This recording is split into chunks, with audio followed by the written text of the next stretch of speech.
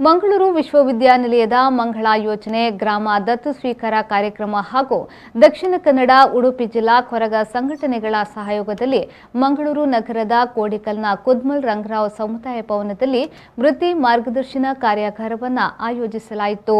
ಮಂಗಳೂರು ವಿಶ್ವವಿದ್ಯಾನಿಲಯದ ಕುಲಪತಿಗಳಾದ professor P Subrahmanya Edapadithaya ಕಾರ್ಯಾಗಾರವನ್ನು ಉದ್ಘಾಟಿಸಿ ಮಾತನಾಡಿದರು.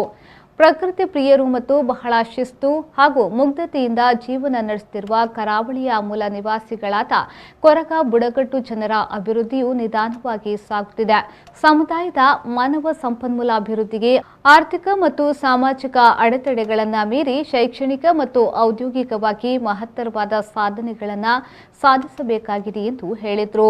ವೃತ್ತಿ ಮಾರ್ಗದರ್ಶನ ಕಾರ್ಯಾಗಾರದ ಸಂಪನ್ಮೂಲ ವ್ಯಕ್ತಿಗಳಾದ ಮಂಗಳೂರು ಕಾಲೇಜ್ ಆಫ್ ಫಿಶರೀಸ್ನ ನಿವೃತ್ತ ಪ್ರಾಧ್ಯಾಪಕರು ಮತ್ತು ಡೀನ್ ಪ್ರೊಫೆಸರ್ ಎಸ್ಎಂ ಶಿವಪ್ರಕಾಶ್ ಅವರು ಮಾತನಾಡುತ್ತಾ ಯುವ ಪೀಳಿಗೆಯು ಜೀವನದಲ್ಲಿ ಗುರಿ ಮತ್ತು ಉದ್ದೇಶಗಳನ್ನು ಹೊಂದಿರಬೇಕು ಎಂದು ಹೇಳಿದರು.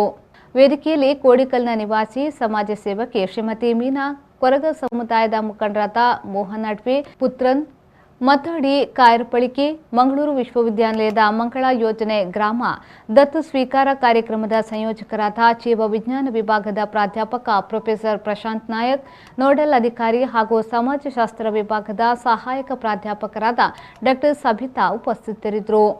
ಕಾರ್ಯಾಗಾರದ ಪ್ರಾಸ್ತಾವಿಕ ಭಾಷಣವನ್ನ ಮತ್ತಡಿ ಕಾಯರ್ಪಳಿಕೆ, ಸ್ವಾಗತ ಭಾಷಣವನ್ನ ಡಾ ಸಬಿತಾ ಮತ್ತು ಧನ್ಯವಾದ ಸಮರ್ಪಣೆಯನ್ನ ಪ್ರೊಫೆಸರ್ ಪ್ರಶಾಂತ್ ನಾಯಕ್ ಅವರು ನೆರವೇರಿಸಿದರು.